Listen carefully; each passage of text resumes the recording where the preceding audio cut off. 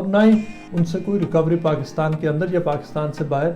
ہو سکی. اس کی انہیں جو نیب کی جو رپورٹس تھی ان کی ایڈیٹنگ کی اور اس کو ایک پوری نئی رپورٹ بنا کر انہوں نے پاکستان کے سامنے پیش کر دیا. اسٹیٹ ٹو اسٹیٹ جو ریلیشن ہوتا ہے اس کی بنیاد پر جو مدد لی جا سکتی تھی وہ بھی پاکستان نہیں لے سکا, چونکہ دنیا کی مختلف حکومتوں نے ایجنسیز نے براڈ شیٹ کو کبھی سیریسلی لیا ہی نہیں.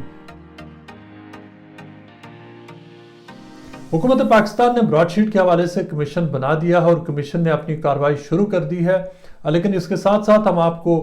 پچھلے تقریباً 3 ہفتوں میں ہم براڈ شیٹ کے حوالے سے آپ کو مختلف اہم انکشافات اور وہ ساری چیزیں جو اس سے پہلے پبلک میں نہیں آئیں ہم آپ کو وہ پوری ایک سیریز بتا رہے ہیں. آج ہم آپ کو اس سٹوری کے حوالے سے بتاتے ہیں کہ سپٹمبر 2002 میں لندن میں ایک میٹنگ ہوئی تھی اور جس میٹنگ میں تقریباً براڈ شیٹ اور جو پاکستان کا ڈیلیگیشن تھا ان کی باقاعدہ طور پر لڑائی ہوئی. لڑائی کس بات پر ہوئی؟ لڑائی ہوئی تھی اس وقت نواز شریف کے اوپر, اور آج ہم آپ کو بتاتے ہیں کہ وہ ایکچوئل سٹوری تھی کیا. اس وقت جو پاکستان کا ڈیلیگیشن وزٹ کر رہا تھا اس میں جنرل امجد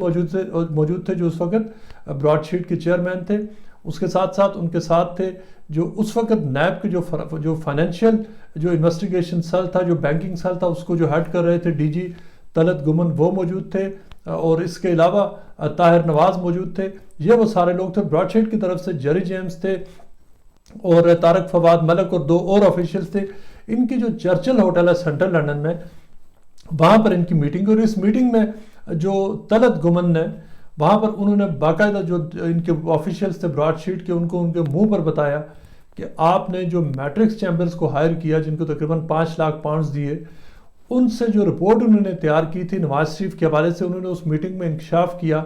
کہ وہ رپورٹ ایکچولی جو میٹرکس کی جو انویسٹیگیٹرز نے ریسرچ کی اور 1.5 سال لگا کر انہوں نے تیار کر کے نیب کو دی, وہ ایکچولی ریسائیکل رپورٹ تھی. یعنی مطلب یہ کہ براڈ شیٹ نے کیا یہ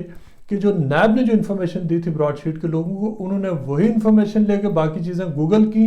اور کوئی نئی چیز ایڈ کیے بغیر انہوں نے نیب کی اپنی رپورٹس کی انگلش بدلائی, اس کی انہیں جو نیب کی جو رپورٹس تھی ان کی ایڈیٹنگ کی اور اس کو ایک پوری نئی رپورٹ بنا کر انہوں نے پاکستان کے سامنے پیش کر دیا, پاکستانی حکام کے سامنے رکھا. اس رپورٹ میں کوئی نئی بات نہیں تھی. اس رپورٹ میں سارے کے سارے وہی ایلیگیشنز تھے جو اس سے پہلے نیب لگا چکا ہے. جو نیب کی جو انفارمیشن تھی وہ ساری کی ساری بیس تھی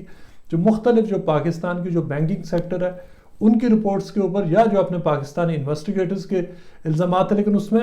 جو طلعت گمن نے بعد میں سٹیٹمنٹ دی اس میں انہوں نے کہا کہ نواز شریف کے جو فائنینشیل جو میٹرز تھے, افیئرز تھے, اس کے حوالے سے ان کو سب سے پہلے انفارمیشن دی تھی اسحاق ڈار نے, اور یہ کہ نواز شریف کے قریبی لوگوں کی مدد سے انہوں نے رپورٹس تیار کی تھی. چونکہ اس وقت سب سے پہلے جو براڈ شیٹ کے ساتھ ایگریمنٹ سائن کرنے کا مقصد یہ تھا کہ نواز شریف کے ان کو خیال تھا نیب کو کہ وہ ان کے اثاثے ہیں باہر جن کو انویسٹیگیٹ کرنا, لہٰذا اس وقت براڈ شیٹ نے وہ ساری اپنی جو رپورٹ تھی وہ انہوں نے جو نیب نے اپنی ساری رپورٹس براڈ شیٹ کو حوالے کی اور براڈ شیٹ نے ان کو بیٹھ کر ٹھیک ٹھاک ٹائم لگایا, ان کو ایڈٹ کیا اور انہوں نے کہا یہ لے رپورٹ. وہ اس کے لیے انہوں نے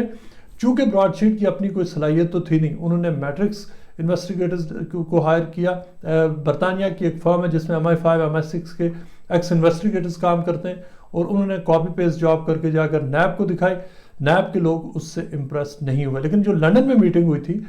چونکہ جو اوریجنلی جب جو میٹرکس اور براڈ شیٹ کے لوگ وہ رپورٹ لے کر پاکستان گئے تو نیب والے اس پہ بہت اپسیٹ ہوئے. انہوں نے کہا کہ آپ کو ٹاسک یہ تھا کہ نواز شریف کے کوئی بلینز آف پاؤنڈز آپ ڈھونڈ کے دیں, کوئی فلیشی کارز دکھائیں, کوئی کیش دیں, کچھ نئی پراپرٹیز, انویسٹمنٹس یا ایسے آئیڈینٹیفائیبل ایسٹس لا کے دکھائیں کہ جو ان کو اسسٹ کر سکیں. نیب نے یہ کہا کہ آپ نے جو 5 لاکھ پاؤنڈز کے عوض جو آپ نے رپورٹ بنائی ہے یہ سارا کچھ تو ان کو کئی سالوں سے پتہ ہے اور یہ ساری باتیں پاکستان کے عوام کو پتہ ہے, اور اس حوالے سے کچھ نئی چیز نہیں تھی. لیکن اس وقت جو ایک تعلقات جو تھوڑے بہت خراب ہوئے تھے ان کو مینڈ کرنے کے لیے پھر لندن میں بہت کروشل میٹنگ تھی سپٹمبر 2002 کی, جس میں دوبارہ اس میٹنگ کے دوران جو نیب کے اس وقت کے جو چیئرمین تھے منیر حفیظ, انہوں نے براڈ شیٹ کو ایک نئی پاور آف اٹرنی دی. براڈ شیٹ نے ایک نیا وعدہ کیا کہ ہم نواز شریف کے ایسٹس کے پیچھے جائیں گے, لیکن اس کے بعد انہوں نے مزید تحقیقات کی اور جو ہماری جو اطلاعات ہیں ان کے مطابق 3 لاکھ پاؤنڈز انہوں نے مزید خرچ کیا, لیکن ان کو اس کے اوپر کچھ نہیں مل سکا. لیکن وہ جو میٹنگ تھی اس کے حوالے سے جو طلعت گمن نے سر اینتھنی ایونز کے سامنے اپنی رپورٹ دی, جو انہوں نے اپنی وٹنس سٹیٹمنٹ دی, وہ بہت امپورٹنٹ ہے، چونکہ انہوں نے پورا ایک فیکچوئل اکاؤنٹ دیا کہ اس وقت ایکچولی نیب کے ساتھ ہوا کیا اور نیب کو پرابلمز کیا پیش آئے، اور کس طرح سے انہوں نے باقاعدہ طور پر انہوں نے طلعت گمن نے اپنی سٹیٹمنٹ میں وہ ساری چیزیں ایڈ کی، انہوں نے ایویڈنس دکھایا کہ جب سے ان کو اس بات کا مینڈیٹ ملا کہ وہ ان افیئرز کو دیکھیں اور براڈ شیٹ اور نیب کے درمیان ڈیل کریں، وہ بار بار ان سے نیب سے کہتے ہیں کہ آپ پروگریس رپورٹ دیں، لیکن انسٹیڈ کہ وہ پروگریس رپورٹ ملتی، ان کو آگے سے نئی ایشورنسز ملتی، نئی وعدے ملتے کہ آپ انتظار کریں، رپورٹ آنے لگی ہے، ہم ٹارگٹس کے اوپر کام کر رہے ہیں اور we are near to success, بہت بڑی خبر دینے والے ہیں، ایسٹس ٹریس کرنے والے ہیں، لیکن پھر انہوں نے کچھ نہیں کیا۔ جو چرچل میں جو میٹنگ ہوئی، اس میٹنگ میں جو ایک نئی جو ٹرمز آف ریفرنسز تیار ہوئے، اور اس وقت طے یہ ہوا کہ 1 مہینے کے بعد براڈ شیٹ فل پروگریس رپورٹ دے گی، وہ پروگریس رپورٹ جو اس وقت تقریباً 9 منتھس تک براڈ شیٹ نے نہیں دی تھی، اور خیال یہ تھا کہ اب جو براڈ شیٹ ہے وہ 1 منتھ کے بعد پروگریس رپورٹ دے گی کہ انہوں نے ایکچوئل میننگ فل اور کنکریٹ اس میں ڈیولپمنٹ کیا نئی کیا چیزیں ڈھونڈی ہیں، لیکن 1 مہینہ نہیں بلکہ 5 سے 6 مہینے گزر گئے، اس میں ان کی طرف سے کچھ انفارمیشن پاکستان کو نہیں ملی، اور انفارمیشن جو دی جاتی تھی وہ ایسی انفارمیشن تھی جو کام کی نہیں تھی اور جو پبلکلی ناؤن تھی۔ طلعت گمن نے کورٹ کو یہ بتایا کہ وہ انکریزنگلی اس کے بعد کنونسڈ ہو گئے کہ ان کو اگر اگلے 10 سال بھی دیے جائیں براڈ شیٹ کو تو انہوں نے کوئی نئی چیز، کوئی نئے ایسٹس، کوئی نئی چیز نہیں ڈھونڈنی۔ یہ وہ اکاؤنٹ ہے جس سے طارق فواد ملک اپنی سٹیٹمنٹ میں بھی ایڈ کر چکے ہیں کہ ایسا ہی تھا کہ ہم لوگ یا براڈ شیٹ اس وقت ڈیلیور نہیں کر سکتی۔ امجد پرویز نے، جنرل امجد نے یہی کہا، جنرل منیر حفیظ نے یہ کہا، اور جتنے لوگ انوالو تھے، یعنی ایک ایسا پروجیکٹ، ایک ایسا وینچر شروع کیا گیا جس کا مقصد تھا کہ مینلی جو پولیٹیشنز ہیں ان کی دولت باہر ڈھونڈنا، اور یہ کہ خیال یہ تھا، اور پریزمپشنز کی بیس پر یہ بات کہہ چکے ہیں جنرل منیر حفیظ کہ ان کو اندازہ تھا، ان کو یہ وسپرز ہوتی تھی یہ باتیں کہ باہر لوگوں کی وہ دولت ہے، اور اس چکر میں انہوں نے وہ ایک پورا اگریمنٹ سائن کر دیا، ان کو کچھ نہیں مل سکا۔ اور پھر ہوا کیا کہ وہ جو ریسائیکلڈ رپورٹس تھیں، براڈ شیٹ نے یہی کام شروع کر دیا کہ چاہے وہ نواز شریف ہوں یا دوسرے لوگ ہوں، ان کے اوپر انہوں نے ریسائیکل رپورٹس دینا شروع کر دی۔ نواز شریف کی فیملی اور ان کے تقریباً 8 ممبرز ہیں جن کے اوپر 3 سال تک انویسٹیگیشنز ہوئیں، اور جو براڈ شیٹ ہے اور جو میٹرکس ہے ان کو کچھ نہیں مل سکا۔ میٹرکس ہیں جو اپنے پیسے وہ انہوں نے براڈ شیٹ سے لے لیے، اور اس پوری کارروائی میں طلعت گمن کی سٹیٹمنٹ بھی اس بات کو کنفرم کرتی ہے کہ براڈ شیٹ نے صرف ایک کیس میں پاکستان کو اسسٹ کیا، اور وہ کیس تھا ایڈمرل منصور الحق کا، جن کے تقریباً 7.5 ملین ٹریس ہوئے تھے امریکہ میں، اور انہوں نے پھر نیب میں سیٹلمنٹ کی، اور اس کے ساتھ ساتھ انہوں نے یہ بھی کہا کہ طارق فواد ملک کا اس میں اہم رول تھا کہ انہوں نے ایڈمرل منصور الحق کو انہوں نے کنونس کیا کہ وہ پاکستان آئیں اور آ کر پیسے دیں۔ اس کے اوپر جو 20% بنتے تھے، تقریباً 1.2 ملین بنتے، 12 لاکھ US ڈالر بنتے، تو اس وقت جو براڈ شیٹ کو پاکستان نے پیمنٹ ملنے کے تقریباً 1 ہفتے کے اندر ان کو پے کر دیے۔ لیکن اس کے علاوہ باقی جو براڈ شیٹ کی جو اسسٹنس تھی وہ یہ تھی کہ برطانوی حکومت نے براڈ شیٹ کے ساتھ ایکچولی کام کرنے سے ہی انکار کر دیا، اور انہیں کہا کہ وہ ان کے ساتھ، چونکہ وہ ایک پرائیویٹ اینٹیٹی ہیں، وہ ان کے ساتھ کام نہیں کریں گے۔ امریکہ میں جو اس وقت ایڈمرل منصور الحق کے کیس میں سکسیس تھی، وہ صرف اور صرف مینلی اس وجہ سے تھی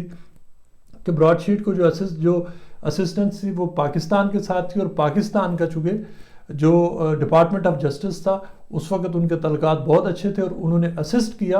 ایڈمرل منصور الحق کے کیس میں۔ اور اگر منصور الحق بھی چاہتے کہ وہ اس کو کانٹیسٹ کرتے تو شاید وہ کام بھی اس وقت نیب اور براڈ شیٹ کا نہیں ہونا تھا، لیکن ایڈمرل منصور الحق نے اس وقت بہتر یہ سمجھا کہ وہ واپس چلے جائیں اور کچھ جو پیسے ہیں وہ دے دیں، اور باقی اوبویسلی انہوں نے اپنے بہت سارے باقی جو معاملات تھے انہوں نے ان کو پروٹیکٹ کیا۔ 7.5 ملین اگر انہوں نے پاکستان کو دیا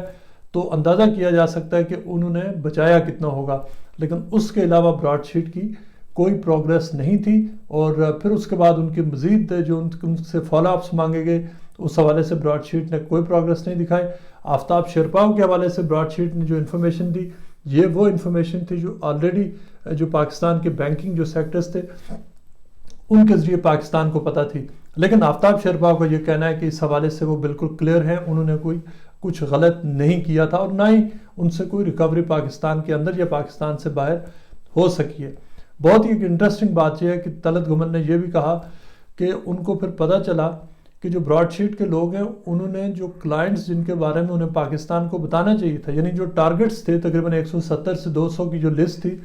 اس کے جو مختلف جو جورسڈکشن میں بیس لوگ تھے، چاہے وہ دبئی میں اور دوسرے ممالک میں، براڈ شیٹ کے لوگوں نے ان سے ڈائریکٹ بات چیت شروع کر دی، اور یہاں تک کہ ان کو یہ بتایا کہ آپ کے اوپر یہ انویسٹیگیشن ہو رہی ہے، لہٰذا آپ ہمارے ساتھ مکمکا کریں۔ یعنی یہ حال ہے کہ پاکستان کی ایک جو پوری حکومت ہے، پوری اسٹیٹ نے ایک ایسی کمپنی کے ساتھ ٹھیکہ کیا ہوا ہے کہ وہ لوگوں کے ایسٹس لوٹی ہوئی جو سو کارڈ جو دولت ہے اس کو واپس لائیں گے، لیکن پھر ہو کیا رہا ہے کہ وہی لوگ جن سے وہ ٹاسک یہ ہے کہ ان کو پکڑنا ہے، ان کے ساتھ جو کمپنی جس کو پاکستان نے ہائر کیا ہے وہ ان کے ساتھ انڈر دا ٹیبل ڈیل کر رہی ہے، اور ڈیل اس لیے اور کر رہی ہے، اور پھر جو کانٹریکٹ میں یہ تھا کہ اگر براڈ شیٹ کسی بھی ٹارگٹ کے ساتھ کسی لیول پر ڈیل کرے گی یا کانٹیکٹ کرے گی تو اس حوالے سے نیب کو ضرور بتایا جائے گا کہ کیسے پروگریس ہو رہی ہے، کیا ہو رہا ہے۔ نیب کو اس سلسلے میں نہیں بتایا گیا۔ دبئی میں ایسے کانٹیکٹس ہیں جن کے ساتھ براڈ شیٹ کے لوگوں نے رابطہ کیا اور ان کو یہاں تک کہ آفر کی کہ ان کا سارا کیس ختم کرایا جا سکتا ہے۔ یہی کام انہوں نے فرانس میں کیا، اٹلی میں کیا اور مختلف اور جگہوں پر کیا۔ یہ وہ سارے واقعات تھے جس کو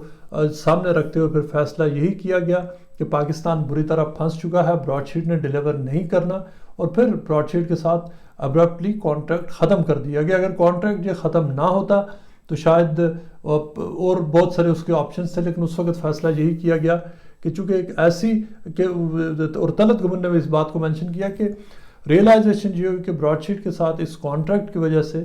برطانیہ اور جو دیگر ممالک کے ساتھ جو حکومت پاکستان جو ان سے اسسٹنس لے سکتی تھی، جو مدد لے سکتی تھی، اس کانٹریکٹ کی وجہ سے جو میوچل لیگل اسسٹنس کے جو قوانین ہیں اور جو اسٹیٹ ٹو اسٹیٹ جو ریلیشن ہوتا ہے اس کی بنیاد پر جو مدد لی جا سکتی تھی وہ بھی پاکستان نہیں لے سکا، چونکہ دنیا کی مختلف حکومتوں نے، ایجنسیز نے براڈ شیٹ کو کبھی سیریسلی لیا ہی نہیں، اور یہ وہ وجہ تھی کہ جو پاکستان نے یہ فیصلہ کیا کہ جتنا جلدی ہو سکے براڈ شیٹ کے ساتھ یہ کیس ختم کیا جائے۔ لیکن بہت ہی جو انٹرسٹنگ بات یہ ہے کہ میٹرکس کا اور جو اتنے بڑے جو ڈیٹیکٹیوز اور جاسوس ہیں ان کو اس کام پر لگانا،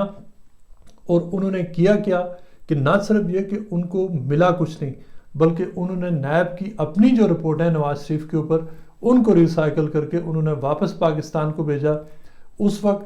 5 لاکھ پاؤنڈ میں، اور ابھی تک پاکستان کی جو قیمت جو پاکستان کو پے کرنے پڑی ہے وہ $65 ملین سے اب بڑھ چکی ہے۔